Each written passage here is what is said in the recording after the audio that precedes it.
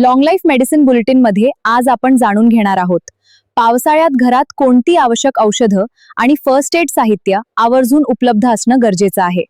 सर्वप्रथम डॉक्टरांनी पूर्वी सुचवलेलं तापाचं औषध आणि थर्मोमीटर घरात तयार ठेवा। आवश्यक औषधं वेळेत मेडिकल मधून घेऊन ठेवा आणि एक्सपायरी डेट नियमित तपासा।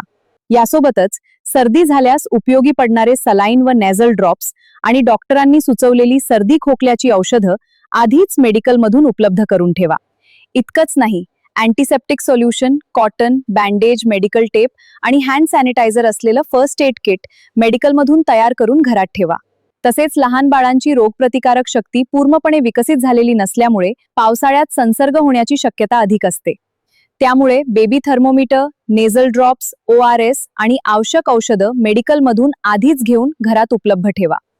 बीपी, डायबिटीस, ॲस्मा किंवा थायरॉइडची नियमित औषधं घेत असाल तर पावसाळ्यात मुसळधार पावसाच्या परिस्थितीत मेडिकलमध्ये जाणं शक्य नसते।